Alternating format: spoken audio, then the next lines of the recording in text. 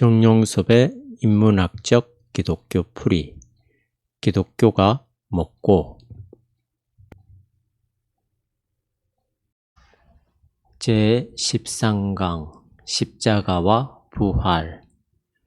우리 기독교인들은 사람들과 같이 어울려 살아야 하는 동시에 사람들로부터 자유로워야 한다는 사태 안에 있는 것 같아요.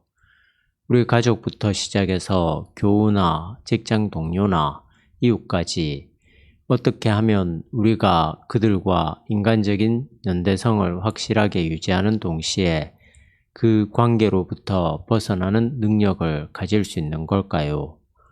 그런 태도가 필요한 것 같은데 쉽지가 않거든요.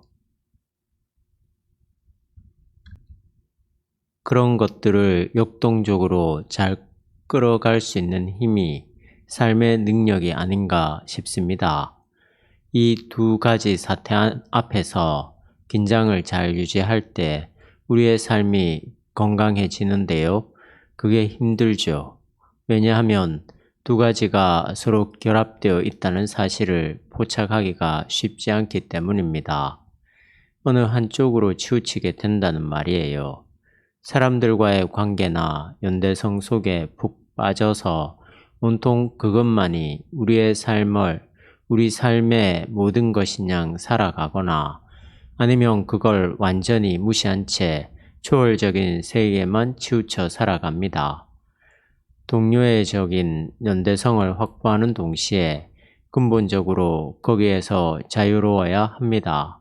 사람들과 가까이 있으면서 멀리 있는, 즉 사람들과 밀착된 관계에서 인간적인 삶을 누리는 동시에 거기에서 벗어날 수 있는 그러한 삶의 능력이 필요한 것 같아요. 대개 한국 사람들은 정에 많이 약하기 때문에 인간적인 결탁, 이게 아주 강하게 작용하는 것 같아요. 그게 지역 감정으로 나타날 수도 있고 가족 이기주의로 나타날 수도 있고 개교회주의로 나타날 수도 있어요. 제가 살고 있는 경상도에서는 동창회나 계모임 같은 게 많습니다. 사람들끼리의 결속에 휩싸여 버린단 말이죠. 그런 모임들이 개인과 사회 공동체를 개방적으로 만들고 역동적으로 만들기도 하지만 부정적인 쪽으로 작용할 때도 많은 것 같습니다. 얼마 전 2007년 12월 대통령 선거를 할 때도 지역적인 편차가 심했잖아요. 팔이 안으로 굽는다는 말처럼 뭔가 지역적으로 통하는 사람에게 마음이 가는 건 이해가 됩니다. 유럽 사회는 인간관계가 상당히 쿨한 것 같아요. 제가 어느 한쪽이 옳다고 말하는 건 아니고요. 서로 장단점이 다 있는 것 같아요. 기독교 신앙에서도 교우들 사이에 신앙의 연대성이 굉장히 중요하더군요. 그러나 결국 하나님과의 관계는 단독자로 설 수밖에 없습니다. 어느 누구도 대신해 줄 수 없는 하나님과의 관계를 붙들려면 신자들과의 관계는 오히려 멀어져야 해요. 어떻게 우리가 교회 공동체나 신앙 공동체를 가깝게 유지하면서도 동시에 그것과 떨어질 수 있을까요? 주변에서 살아가는 모습을 보니 별로 중요하지 않은 일 때문에 힘들어하는 것 같아서 한마디 했습니다. 로마 총독 빌라도. 앞 시간에 예수님의 십자가에 이르는 몇몇 과정들을 짚었는데요. 오늘은 그 다음 단락인 손 씻는 빌라도에 대한 이야기부터 시작하겠습니다. 체포당한 뒤 예수님은 두 번의 재판을 받았습니다. 하나는 종교재판이고 하나는 사법재판이에요. 여러분이 잘 아는 대로 종교재판은 사내들인 공회에서 정식으로 받습니다. 복음서에 따라 조금씩 차이가 있기는 하지만 예수님은 산헤드린 공회에 가기 전에 대제사장 관저에서도 신문을 당합니다. 산헤드린 공회에서 벌어진 종교 재판에서는 거의 선문답처럼 왔다 갔다 하는 이야기들이 많이 있었는데요. 결국 예수님을 심판한 대제사장과 산헤드린 공회는 예수님께 신성모독죄를 선고했습니다. 예수님에게 신성모독적인 언사가 있었는가, 그런 행동이 있었는가 하는 것은 보기에 따라서 다를 텐데요. 그런 것까지 자세히 말하지는 않겠습니다. 어쨌든 종교 지도자들의 눈에는 분명히 예수님의 가르침이 좋아 보이지 않았습니다. 그게 어느 정도인지는 사실 복음서만으로 말하기는 힘들어요. 초기 기독교 형성, 트로크메 대한기독교 서회, 초기 기독교 형성이라는 책이 있는데요. 그 책에서 트로크메는 예수님의 제자들이 초기 기독교 공동체를 꾸려나가면서 유대교와 극단적으로 대립하지 않았다는 사실을 놓고 볼 때 예수님의 십자가 처형에 대한 직접적인 책임을 유대교 지도자들에게 돌리는 것은 재고해야 한다는 뜻으로 말했습니다. 어쨌든 복음서에 따르면 예수님은 신성모독이라는 죄목을 선고받았어요. 예수님에게는 신성모독죄로 보일 만한 부분들이 있긴 있었습니다. 산상수훈에서 선포된 반율법적인 명제들을 보십시오. 모세가 말한 것을 너희가 들었지만 나는 이렇게 말한다고 말씀하셨어요. 그건 모세의 절대적 권위에 대한 도전이었습니다. 원래 다른 뜻이지만 성전을 허물면 3일 만에 다시 짓겠다는 주님의 말씀도 오해받기 맞춤한 거지요. 복음서 기자들은 그 말씀이 예수님의 죽음과 부활을 비유적으로 설명한 것이라고 보았지만 그 말을 직접 들은 제사장들은 기분이 크게 불편하게 생각했겠지요. 복음서의 그런 보도들이 어느 정도의 객관성이 있느냐 하는 것은 판단하기 어려운 문제입니다. 전혀 근거가 없다는 말은 아니에요. 이것은 상당히 복잡한 과정을 통해서 내려온 전승이기 때문에 우리가 한두 마디만 끊어서 기독교의 가르침으로 전하기는 힘듭니다. 따라서 전체적인 성서의 맥락과 전체적인 기독교와의 관계를 염두에 두고 하나하나 짚어나가야 합니다. 이것이 우리가 성서를 읽을 때 직면하는 어려움이기도 하고요. 쉽지 않은 이야기지요.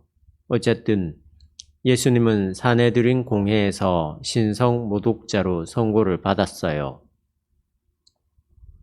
그 당시 산헤드린은 사형을 내릴 권한이 없었습니다. 로마의 식민지였으니까요. 그래서 로마의 총독인 빌라도에게 넘겨서 사법적으로 처리하려고 했던 겁니다. 종교적으로 신성모독이었다고 한다면 실정법으로는 어떤 제목이었을까요?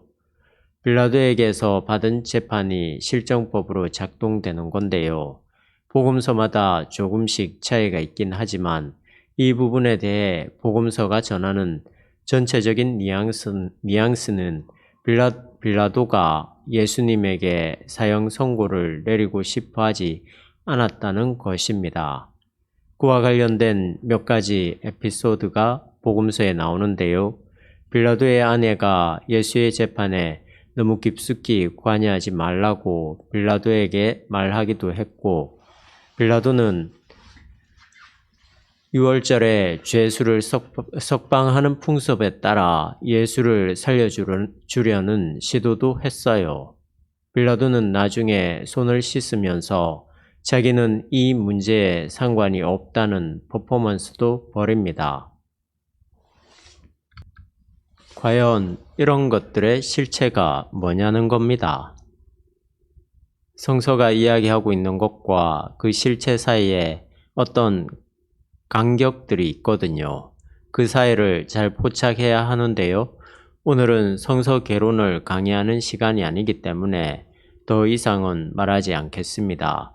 단지 지금 이 단락만 놓고 본다면 복음서는 기독교가 로마 정부와 그렇게 적대적이지 않았다는 사실을 말하려고 한 게 아닌가 생각합니다. 그건 결정적으로 중요한 게 아니니까 이렇게만 하고 넘어갈게요.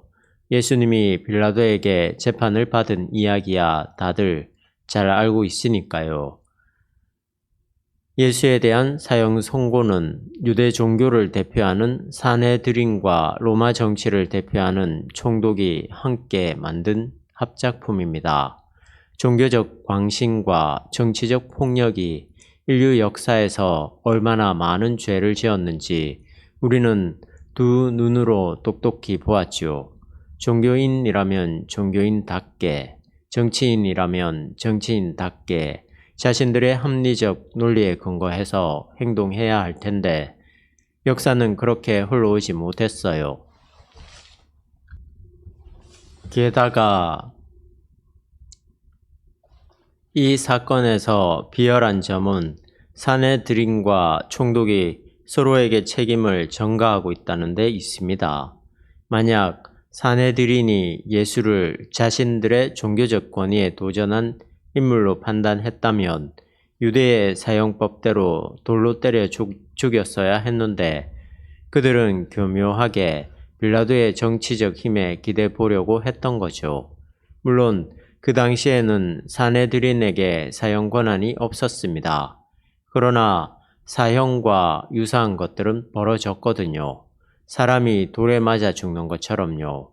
사네드린은 자기 손에 피를 묻히지 않겠다는 의도로 예수님의 사형 문제를 빌라도에게 떠넘겼던 겁니다. 빌라도 역시 기왕에 자신이 사형 선고를 내려야만 했다면 자신의 정치적 판단에 따라 끝까지 정치적, 사법적 정당성을 붙잡고 있어야 했는데 그러지를 못했습니다. 그는 손을 씻는 몸짓으로 자기 행위의 불가피성을 비굴하게 합리화했던 거예요. 적절한 표현은 아니지만 악은 그렇게 좀스럽습니다. 하여튼 빌라도가 예수에 대해 사형을 선고했는데요. 그건 역사적으로 벌어졌던 오판이었을까요? 아니면 나름으로 정당한 판단이었을까요? 빌라도는 상당히 직책이 높은 사람이었습니다. 로마의 지방 장관으로서 유대 지역의 총독으로 왔을 정도면 로마에 가서도 한몫할 만한 사람인데요. 그가 근거 없이 예수를 죽이라고 내주지는 않았을 겁니다. 그 당시에 재판의 근거가 될 수 있는 문서들은 남아있지 않습니다. 그래서 우리가 빌라도의 재판을 객관적으로 파악하기는 힘듭니다. 그러나 상식적인 차원에서 그 상황을 유추해 본다면 빌라도는 분명히 예수를 사법 처리하는 게 로마의 법 정신에 맞는다고 생각했던 것 같아요. 물론 복음서에 보면 군중들이 예수가 아니라 바라바를 살려달라고 아우성을 쳐서 빌라도가 몸보신의 차원에서 즉 정치적인 이해타산에 따라 자신의 판단을 굽혔다는 뉘앙스로 보도됩니다. 빌라도가 타협을 한 거죠. 그러나 일반적으로 생각해 본다면 총독이 그만한 걸로 쉽게 타협할 사람은 아니거든요. 아마도 그는 예수에게서 반로마적인 요소들을 분명히 발견했던 것 같아요. 그게 어느 정도였느냐 하는 것은 차치하더라도 그런 근거가 있었기 때문에 결국 빌라도는 예수에게 사형 선고를 내렸다고 봅니다. 그에 따라 예수님은 로마의 사형 제도인 십자가에 매달립니다. 십자가는 T자로 되어 있다고 해요. 손바닥에 못을 박았습니다. 몸무게를 지탱해야 할 손바닥이 찢어지겠죠. 그래서 거기에만 무게가 실리면 사형수가 십자가에서 떨어지니까 엉덩이를 받쳤어요. 가장 고통스러운 정도의 무게를 감당하도록 십자가에 매달아 둔다고 합니다. 보통 건장한 남자는 숨이 끊어지기까지 일주일이 걸려 있었다고 해요. 일주일 동안 손바닥에서 계속 피와 진액이 빠지면서 서서히 죽어가는 거죠. 정신이 혼미하고 왔다 갔다 하면서 가장 고통스럽게 죽는 겁니다. 사람들에게 다 덜어내 놓고 집행했기 때문에 일벌백계식으로 사람들에게 경종을 울리는 잔인한 사형법이었어요. 예수님은 체력이 약했는지 6시간 만에 돌아가셨습니다. 성서가 그렇게 보도하고 있어요. 엘리 엘리 라마 사박다니. 십자가 위에서 예수님이 한 말을 가상칠언이라고 합니다. 그 중에 하나가 엘리 엘리 라마 사박다니죠. 가상칠언이 각각 어떤 것인지에 대해서는 강의안을 보면 잘 나와 있을 겁니다. 예수님이 십자가 위에서 이런 말들을 외치며 호소했다는 이야기입니다. 그런데 하나님의 아들이 십자가에서 처형당하는 숨막히는 순간에 전혀 어울리지 않는 장면이 복음서에서 나오는데요. 바로 제비뽑기였습니다. 거기에 어울릴 만한 일이 아닌 것 같은데 이 일을 네 복음서가 모두 증언하고 있습니다. 한쪽에서는 몸부림치며 죽음과 투쟁하고 있는데 다른 한쪽에서는 제비뽑기, 일종의 여흥에 빠져 있는 거죠. 정말 어울리지 않는 두 모습이 공존하고 있어요. 이게 역사가 아닌가 싶습니다. 십자가에 달린 자는 모든 것을 잃어가고 있는데 십자가 발밑에 있는 자는 모든 것을 잃은 자의 작은 것마저 빼앗고 있다는 겁니다. 이것이 인류의 역사가 아닐까요? 이와 비슷한 일들이 얼마나 많습니까? 노동 현장이나 목회 현장은 물론 가족 안에도 그런 일들이 있어요. 곳곳에 있습니다. 한쪽은 갖고 있는 작은 것마저 다 빼앗기는데 다른 한쪽은 그 상황에서도 더 차지하려고 합니다. 왜 예수님은 그 절박한 순간에 엘리 엘리 라마 사박다니라고 즉 하나님으로부터 버림을 받는다는 경험을 했던 걸까요? 왜 그랬을까요? 이 부분에 대해서는 제가 다른 데에서도 한두 번 말했기 때문에 길게 하지는 않겠습니다. 예수님은 겟세마네 동산에서 기도할 때도 이 잔을 물리쳐 달라는 인간적인 호소를 했습니다. 그리고 마지막까지도 예수님은 뭔가 불안했던 게 틀림없습니다. 성서는 예수님이 불안했다는 식으로 말하지 않고 그냥 자기의 길을 간 것으로 설명합니다. 그러나 우리가 상식적으로 생각해 봅시다. 우리와 똑같은 30대 초반의 한 남자가 하나님의 영에 사로잡혀서 하나님의 나라를 전파하다가 십자가의 죽음을 목전에 두었는데 어떻게 두렵지 않겠어요? 죽음 자체에 대한 직접적인 두려움보다 자기 삶에 대한 근본적인 회의 때문이었다고 말할 수는 없지만 불확실성에 대한 불안이었을 가능성이 많습니다. 모든 것을 다 던져서 하나님의 말씀에 순종했는데 결과적으로는 아무것도 이룬 게 없다는 절망 말이에요. 아무것도 이루지 못한 상황이라는 거죠. 얼마나 힘들겠어요. 본인이 죽는 것은 받아들인다고 해도 다른 가능성이 좀 보여야 하지 않습니까? 제자들이 미래를 이끌어 간다든지 혹은 자기가 없더라도 하나님 나라의 운동이 앞으로 나갈 수 있는 동력이 조금이라도 보여야 하는데 그런 게 전혀 보이지 않으니 막막했던 거죠. 사실 예수님은 막막하게 돌아가셨어요. 어떤 희망도 없이요. 그래서 나의 하나님, 어떻게 나를 버리시나이까? 라고 호소한 겁니다. 그것은 우리에게 어떤 의미가 있을까요? 다시 말해, 우리가 하나님으로부터 버림받는다고 하는 게 뭘까요? 이렇게 말할 수 있습니다. 기독교는 하나님으로부터 버림받는 것과 같은 상황에서 구원이 시작된다는 사실을 신앙의 근거로 삼는다고 말입니다. 하나님으로부터의 유기에 해당되는 이 현실을 극복하려는 신앙적 노력이라고 말입니다. 여기서 잘 생각하세요. 예수님은 이미 하나님으로부터 버림받는 그 상황 안으로 들어간 겁니다. 누구도 원하지 않는 실패의 상황에서 하나님의 참된 희망이 시작된다는 것을, 하나님의 행위가 거기에서 나온다는 것을 전한 거예요. 이 사실이 중요합니다. 우리는 일반적으로 그렇지 않잖아요. 정말 그렇지 않죠. 모든 게 많이 있어야 되고 가능성이 있어야 되죠. 요즘 장관 후보 청문회를 하고 있죠. 거기에 보면 사회에서 가장 잘 나간다고 하는 사람들이 나오는데요.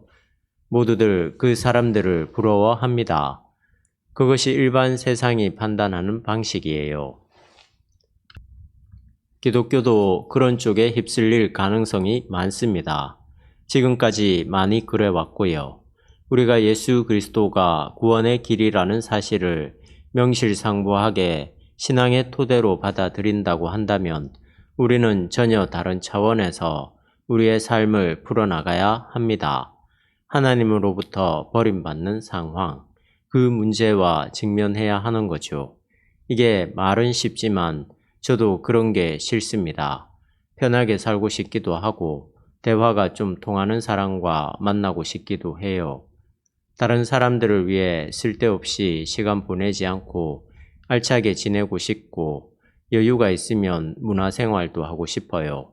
일반적으로 사람들이 생각하는 그런 삶 말이에요. 그러나 십자가 신학에 의하면 그것은 기독교의 중심이 아닙니다.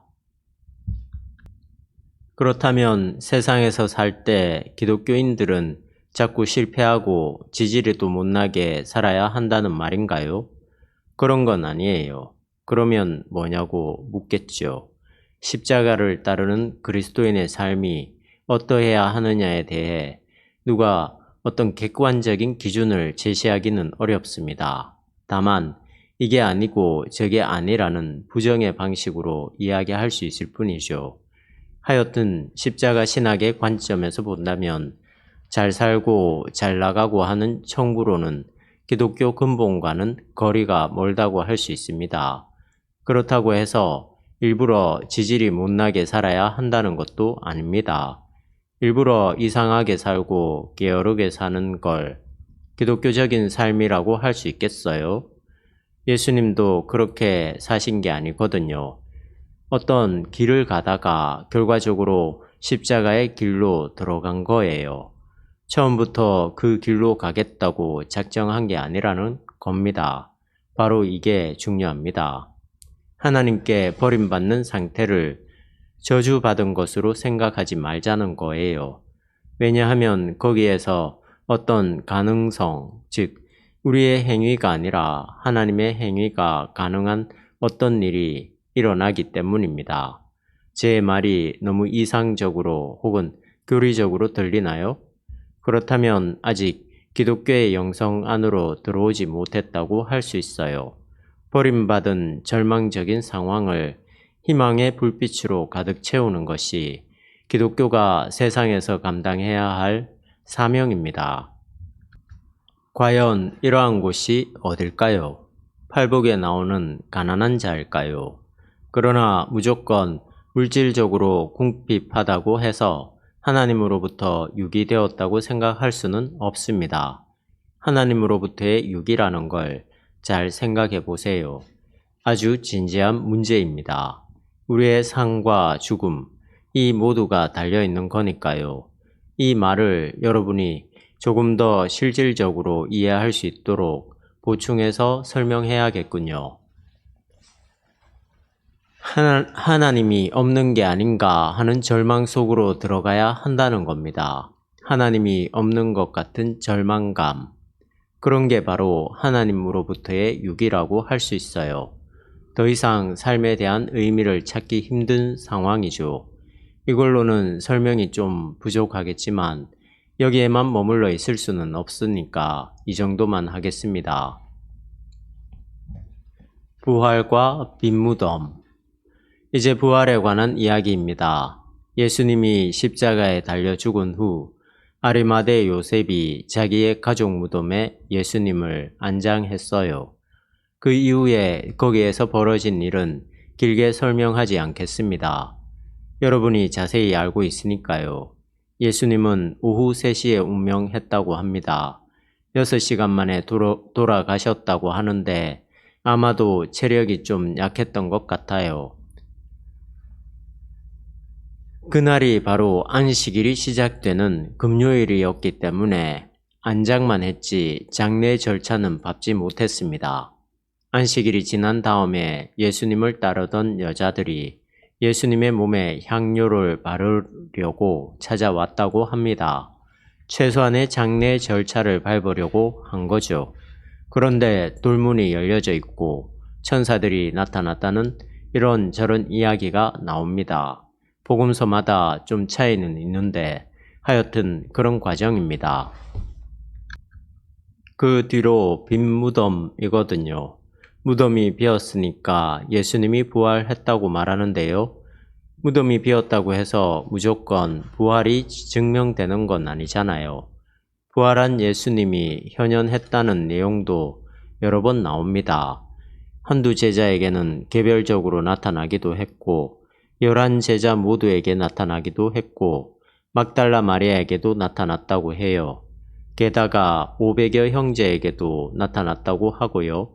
500명에게 동시에 나타났다고 하면 상당히 중요한 일이었을 텐데 복음서에는 그 내용이 없습니다. 그렇게 중요한 이야기가 복음서에는 왜 나오지 않는 걸까요? 바울에 따르면 예수님의 동생인 야고보에게도 나타났고 칠삭둥이로 태어난 자기에게도 나타났다고 말하는데요. 이런 말은 복음서에는 나오지 않습니다. 복음서의 말이 옳을까요? 아니면 바울의 말이 옳을까요? 왜 서로 일치하지 않는 걸까요? 복음서의 내용은 예수님이 부활하자마자 나타난 일이고 바울이 전한 것은 훨씬 후대의 일이라서 복음서에 들어가지 않았다고 하면 될까요? 그렇지 않습니다. 복음서나 서신서나 기록된 연대에는 큰 차이가 없어요. 물론 조금의 차이가 있기는 하지만 거의 같다고 봐야 합니다. 복음서가 조금 먼저 기록되었고 그 내용들이 서신에 많은 영향을 미친 건 사실입니다. 그러나 그렇다고 해서 복음서가 먼저 기록되었기 때문에 바울의 말이 들어가지 않았다고 말하는 건 적절하지 않습니다. 그렇다면 어떻게 생각해야 할까요? 이렇게 생각할 수 있습니다. 복음서가 형성되던 지역과 바울이 편지를 쓰던 지역이 공동체가 지리적으로 차이가 있었다는 겁니다. 2000년 전에 처음으로 기독교가 시작될 때는 정보 교환이 잘 안 되던 시대였어요. 그래서 예루살렘에 있던 사람들과 안디옥이나 갈라디아 혹은 빌립보에 있던 사람들은 긴밀한 관계를 맺지 못했습니다. 당연히 소통하기도 힘들었겠지요. 연락이 안 되다 보니 시간이 지날수록 서로 신앙의 내용들이 달라졌습니다. 즉, 이방인 기독교와 예루살렘을 중심으로 한 유대 기독교가 시간이 갈수록 점점 멀어졌던 거죠. 그래서 예수님에 대한 이야기도 다르게 발전할 수밖에 없었던 것 같아요. 하여튼 그것에 대해 제가 정확하게 말할 수는 없습니다. 신약 성서학자들이 말해야 할 것 같은데 아마 그분들도 이 부분에 대해서 더 정확하게 말할 수는 없을 겁니다. 저도 이야기하다가 생각이 나서 하는 말이에요. 복음서에 있는 부활 경험의 대상자들과 바울이 말하는 부활 경험의 대상자들이 왜 차이가 있냐는 거죠.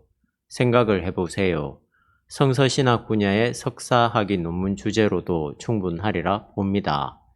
이런 상황은 부활이 뭐냐 하는 것과 근본적으로 맞물려 있습니다. 보통 사람들은 죽었다가 다시 살아나는 걸 부활이라고 생각하거든요. 그렇게 생각한다면 이런 차이들을 해명할 수 없어요. 예수님이 40일 동안 지상에 있다가 승천했다고 하잖아요. 이런 문제들을 해결할 수 없는 거예요. 승천했다면 어디로 간 걸까요? 딱 40일 동안만 이 땅에 있었을까요? 그렇지 않습니다. 40일이 유대인들에게 특별한 의미가 있다는 건 다 알고 있을 거예요. 예수님도 40일 동안 광야에서 기도를 했고 모세도 40년 동안 광야 생활을 했죠. 그렇게 40이라는 숫자에 어떤 의미가 있는 거예요. 그러니까 실제로 예수님이 지상에 며칠 동안 있었는지는 잘 모릅니다. 이것은 구약의 기초에서 해석된 건데요. 사실 좀 까다로운 부분입니다. 제가 어떤 면에서 자꾸 여러분을 혼란스럽게 하고 복잡하게 하는 것 같은데 여러분이 기존에 생각하고 있는 부활 개념을 좀 내려놓게 하려고 그러는 겁니다. 여러분의 머리에 부활의 개념이 너무 확실하면 성서가 이야기하는 부활 속으로 들어가기가 어려우니까요. 우리는 일단 예수님이 부활했다는 사실 앞에서 두 가지 질문을 할 수 있습니다. 하나는 강의 안에 나오고 다른 하나는 나오지 않습니다. 첫째로 제자들이 예수님의 부활을 예상하지 못한 이유가 무엇일까요?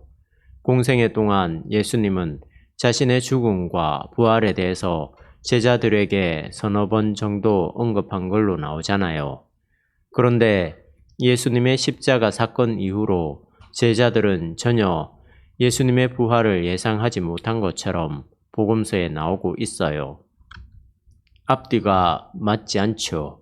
제자들은 맹탕이었을까요? 몇 번 들었으면 예수님의 부활을 기대하든지 아니면 무덤이 비었을 때 예수님의 부활을 생각했음직도 한데 전혀 그런 기미가 보이지 않으니까요. 예수님이 직접 현현하고 나서야 그걸 알았다고 하는데요. 또 알았다고는 해도 부활에 대해 실증적으로 이해했던 게 아니었어요. 그냥 혼란스러웠던 거예요. 죽은 사람은 땅에 묻혀 썩어야 하는데 그러리라 생각했던 선생님이 자기들 앞에 나타났으니까요. 이걸 제자들이 어떻게 받아들였을까요? 도저히 일어날 수 없는 일이 벌어졌잖아요. 당연히 헛개비나 귀신을 본 것 같다고 생각했을 거예요.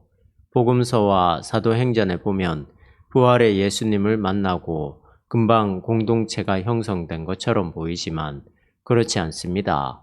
부활의 경험은 상당히 산만한 체험이었어요. 논리적이지 않았거든요. 복음서도 논리적으로 말하려고 노력하지 않습니다. 그런 점에서 본다면 부활은 더 확실한 게 되죠. 만약에 부활이 꾸민 이야기라고 한다면 뭔가 그럴듯하게 상상력을 발휘해서 합리적으로 이야기했을 겁니다. 그렇지 않고서야 어느 누가 부활을 믿겠어요. 그러나 복음서는 자기가 직접 본 것처럼 생생하게 합리적으로 설명하지 않습니다. 어떻게 부활했는지도 몰라요. 그냥 무덤이 비었다는 사실과 예수님이 자기들 앞에 몇 번 나타났다고 하는 사실만 확실하게 전하고 있을 뿐이죠. 그런 것들을 확실하게 경험했다고 해서 바로 예수님이 부활했다는 생각을 금방 할 수 있었을까요? 천만의 말씀입니다. 그 기간이 어느 정도인지는 모르겠지만 제자들은 예수님의 부활을 확신하지 못했을 가능성이 높습니다. 확신할 수 없었다고 단정할 수는 없지만 그게 뭔지 몰랐다는 것만은 확실합니다. 제가 앞서 바울의 이야기를 했는데요. 바울이 500명과 누구누구가 부활한 예수님을 봤다고 말이죠. 그건 상당히 후대의 이야기거든요. 부활의 주님이 40일 만에 정확히 승천했다고 한다면 지상에서 더 이상 예수님이 없어야 하는 거잖아요. 그런데 바울은 그 이후로도 부활한 예수님을 만났다고 후속 보도를 하거든요. 그렇다면 바울이 경험한 부활의 주님은 실질적인 주님이 아니라 환청, 환각, 실존적인 깨달음이었을까요? 이미 부활 승천한 다음에 예수님을 경험했다고 한다면 시간적으로 볼 때 그게 당연하잖아요. 여기에 그 어떤 것이 있습니다. 예수님의 부활의 리얼리티가 특이하다고 하는 거죠. 우리가 부활을 자꾸 죽었다가 다시 살아난 것으로 생각하는 한 우리는 결코 성서가 말하는 부활의 실체로 들어갈 수 없습니다. 이와 관련된 문제들은 너무나도 엄청나기 때문에 제가 딱딱 끊어서 말하지 못하고 산만하게 왔다 갔다 하면서 말하고 있는데요. 부활이 단순하게 죽었던 사람이 다시 살아나는 게 아니라 우주론적으로 한 번밖에 없었고 한 번밖에 없는 사건, 유일회성의 사건이기 때문에 어떤 것으로도 설명할 수 없는 그런 거라는 말입니다. 그런 사건을 우리가 자꾸 설명하려고 하니까 모순에 빠지고 한계에 이를 수밖에 없는 거예요. 부활은 그 무엇으로도 설명할 수 없습니다. 우리가 말을 해야 한다면 설명할 수 없다는 걸 말해야 하죠. 이 말이 좀 우습게 들릴 수도 있겠지만 제가 역설적으로 표현한 겁니다. 궁극적인 것은 실증적으로 말할 수 없다는 점을 인식하는 것. 그것이 신학의 기초입니다. 왜 예수님의 제자들이 부활을 예측하지 못했을까요? 그만큼 부활은 제자들을 비롯한 그 누구에게도 예측할 수 없었던 하나님의 생명 사건이었기 때문입니다. 또 이 문제를 생각하려면 구약의 묵시문학과 연관해서 예수의 부활 사건을 이해해야 하는데요. 그렇게 부활은 전체적으로 연결되어 있습니다. 둘째로 부활 현현은 왜 믿는 사람들에게만 경험되었을까요? 왜 믿는 사람들에게만 부활이 나타났던 걸까요? 여기에 부활의 독특성이 있습니다. 부활은 마술도 아니고 과학도 아니고 기적도 아니라는 겁니다. 기적은 다른 사람들에게 보이잖아요. 모세가 10가지 재앙을 바로 앞에서 행했을 때 나일강이 피로 변한 것을 히브리 사람들만 본 게 아니라 거기 모였던 모든 사람들이 다 볼 수 있었잖아요. 일반적으로 다 그렇죠. 그런데 왜 부활만은 예수님과 관계 있는 사람들에게만 인식되었을까요? 이상하지 않습니까? 바로 여기에 부활의 핵심이 있는데요. 부활은 예수님과의 특별한 관계 속에서 우리가 체험할 수 있는 새로운 생명의 세계인 겁니다. 이런 말로 그 사태를 정확하게 전달한 건 아닌데요. 다시 한번 전체 그림을 말하겠습니다. 이런 거예요. 예수님의 부활 사건은 실험실에서 우리가 반복해서 증명해낼 수 있는 생물학적이고 물리학적인 사건이 아니었습니다. 그것은 구약에서 말하고 있는 묵시문학적 성격의 새로운 세계를 향한 기다림이었거든요. 전혀 다른 세계, 이 세계가 아니라 저 세계 말입니다. 장소만 다른 세계가 아니라 질적으로 다른 생명을 말합니다. 그것은 이 땅의 그 어떤 것으로도 비슷하게 말할 수 없는 거예요. 그렇다면 너무 허황된 거 아닌가? 이 세상에서도 확인할 수 없는 거라니 그건 말장난이 아닌가? 그런 걸 어떻게 진리라고 할 수 있는가 하고 물을 수 있습니다. 그러나 여러분, 그 말에 주눅들지 마세요. 바로 거기에 기독교 신앙의 특성이 있습니다. 부활은 근거가 확실한 겁니다. 가능한 이야기를 하는 거예요. 그리고 거기에서 모험이 필요하죠. 우리는 거기에 우리의 모든 걸 다 걸었습니다. 그것은 종말에 가서야 다 드러나요. 그때까지 우리는 이 세상 안에서 진리의 투쟁을 하는 겁니다. 이 세상이 끝날 때 우리가 참여하게 될 질적으로 다른 새로운 생명으로 예수님이 변화되었다고 하는 것이 바로 부활입니다. 부활에 대해서는 우리가 더 이상 이야기할 수는 없습니다. 그럼에도 불구하고 부활은 허무맹랑하고 이 세계의 물리학이나 생물학에 비해서 근거가 훨씬 부족한 게 아닙니다. 아시겠어요? 전달이 되는지 모르겠네요. 부활의 두 가지 관점에 대해 제가 일단 질문의 형태로 말했지만 대충 대답이 되었을 겁니다. 자연과학과 부활의 관계를 보충한다는 뜻으로 제 강의안을 그대로 인용하겠습니다. 자연과학을 신봉하는 어떤 사람들은 기독교의 이 부활 교리를 근본적으로 부정하려고 들 것이다. 과학적으로 말이 안 된다고. 그러나 과학만이 진리를 드러낸다고 단정할 수 없는 게 아닐까.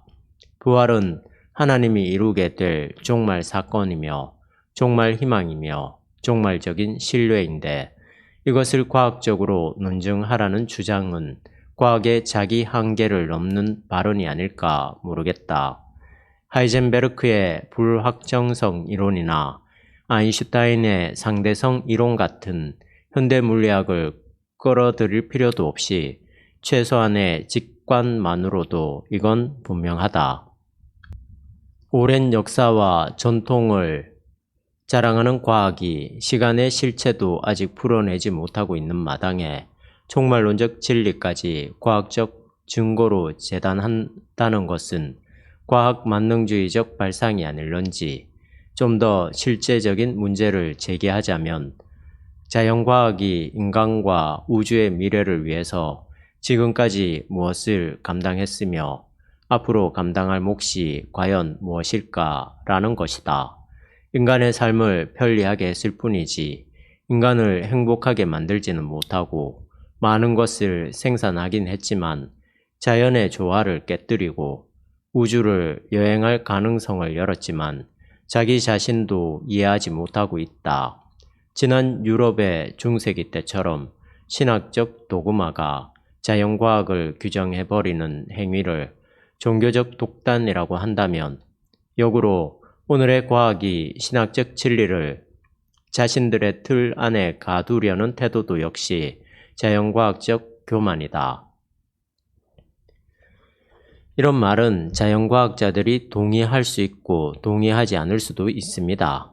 우리가 그들의 태도에 이리 일비할 필요는 없고요.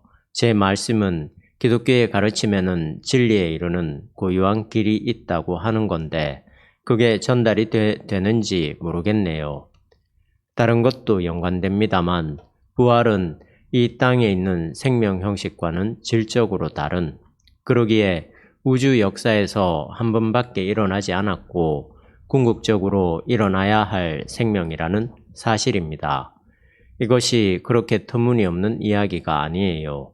보편적 생명에 대한 기독론적 해석이라고 할 수 있어요.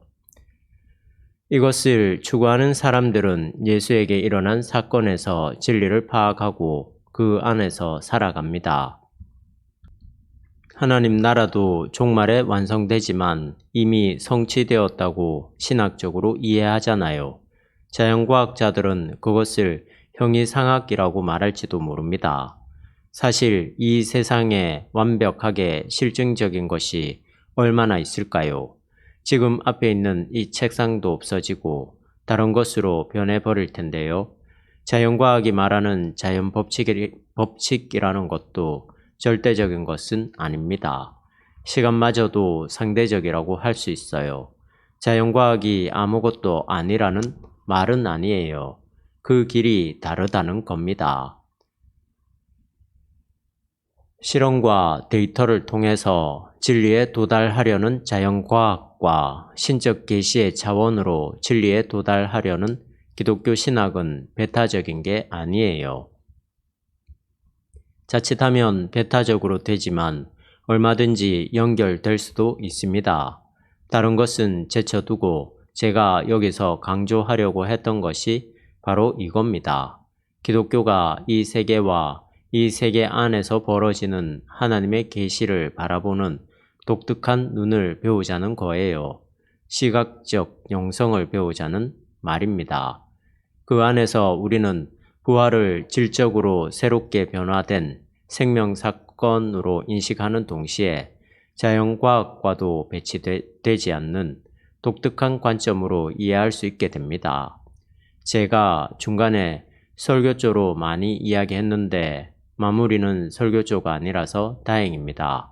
제 강의안을 읽는 것으로 이 대목을 정리하겠습니다. 들으시고 질문을 주세요. 위에 신학적 대답으로 만족하지 못하는 이들은 단도직입적으로 이렇게 묻고 싶을 것이다. 예수 믿으면 구원받고 영생을 받는 것 아니냐? 부활해서 예수님과 더불어 천국에서 잘 먹고 잘 살고 멋지게 지내는 것 아니냐? 이런 질문을 하는 사람들에게 줄 수 있는 대답은 이와 같다. 아무리 부활의 세계에 대한 희망이 강렬하다고 하더라도 부활한 다음에 우리가 어떻게 살게 될 것인지 구체적으로 설명해 보라는 요구는 신앙적인 게 못 된다. 하나님이 종말에 이루게 될 그 생명의 세계를 우리가 어떤 그림으로 구체화시킬 수는 없다. 생각해 보라. 지금 우리가 최상으로 상상할 수 있는 세계라고 해봐야 이 지상적 삶의 확대이며 그것의 연속에 불과한 것인데 그것이 곧 하나님 나라가 될 수는 없는 것 아닌가? 그런 삶에서 영원한 행복을 누릴 수는 없는 것 아닌가? 이 하나님이 온전하게 통치하게 될 세계를 우리 인간의 상상력 안에 끌어당겨 고정시키기보다는 하나님의 자유에 맡기는 것이 훨씬 신앙적인 태도다. 초대교회는 이렇게 열려져 있는 미래와 종말에 대한 희망에 근거해서 저주스러운 십자가에 달린 자를 하나님으로 믿었고 결국 그런 믿음으로 유대 종교와 로마 정치와 헬라 문화의 틈바구니에서 독자적인 정신세계를 완성시켜 나갈 수 있었다. 예수의 부활 인식에 대해 예수님이 자신의 부활을 미리 알고 있었을까 하는 질문이 올라왔습니다. 그것도 어려운 질문입니다. 몰랐을 가능성이 높죠. 알았더라도 부활의 사실과 일치한다고 볼 수는 없습니다. 명백히 알고 있었다면 그렇게 불안해할 이유가 하나도 없잖아요. 지금 우리는 부활만 가지고 이야기하지만 사실은 기독교 세계 전체 속으로 들어가고 있는 중입니다. 확실하지만 실증적이지 않는 것, 그게 기독교 신앙이거든요. 그렇게 되면 사람들은 두 가지 중에 하나만 원해요. 실증적으로 하든지 하나님의 능력으로 살든지 말이에요. 현실, 즉 리얼리티가 차원에 따라 다른데요. 우리는 습관적으로 지금 우리가 세상에서 살아가는 방식대로 직접 확인할 수 있는 것들을 확실하다고 보는데 기독교는 그게 아니라 전적으로 새로운 확실한 것을 내다보고 있습니다. 그것을 기다리고 있어요. 신랑이 올 때를 기다리는 신부처럼요. 아마 그 세계가 오면 여러분은 깜짝 놀랄 겁니다. 전혀 예상하지 못한 세상이기 때문이죠. 그러나 우리는 그 새로운 것에 대한 불안 때문에 여태까지 익숙했던 것을 연장시키려고 해요. 이 세상은 하나님 나라나 새 하늘과 새 땅이 아니라 헛나라죠. 헛나라요. 그 헛나라에 익숙하기 때문에 그쪽으로만 가는 거예요. 부활은 우리가 전혀 상상할 수 없는 생명의 변화이고 기독교 신앙은 바로 그것을 바라보고 있습니다. 저도 잘 안 되지만 그러한 신앙의 세계로 들어가면 정말 눈이 반짝반짝할 거예요. 정말 그때는 깨어 있을 겁니다. 전적으로 새로운 것. 바르트의 표현을 빌리자면 토탈리타리터, 즉 절대 타자예요. 전적인 새로움이죠. 거기에 기독교 신앙의 모든 것이 걸려 있습니다. 지상 낙원은 아니에요. 지상에서 노동으로부터 해방되는 것은 이 세상의 사회과학이 하는 겁니다. 그렇다고 이런 걸 무시한다는 건 아니에요. 실증적인 세계를 포기하지 않으면서도 전혀 다른 쪽으로 변화되는 겁니다. 그게 어떤 건지는 지금 우리가 도저히 알 수 없어요. 그러나 그게 있다는 것이 얼마나 놀랍고 큰 설렘과 기다림인지요. 우리가 기독교 신앙이 말하는 그러한 영적인 신앙에 들어가게 되면 늘 기쁘게 평화로운 하나님의 통치 속에 살아갈 수 있을 겁니다. 고맙습니다. 전적인 새로움. 오늘은 그것을 기억하고 가세요. 오늘 밤 자기 전에 전적인 새로움을 꼭 생각하세요. 부활의 능력은 예수님이 아니라 하나님께 속한 거죠. 예수님이 내가 부활하겠다고 해서 부활할 수 있었겠습니까? 예수님 자신이 무덤에서 죽음과 싸워 살아난 게 아니라 하나님이 예수님을 죽은 자 가운데서 일으킨 거예요. 부활 사건에는 수동태적 성격이 있는 거죠. 깨움을 받은 거죠. 하나님의 전적인 개입입니다.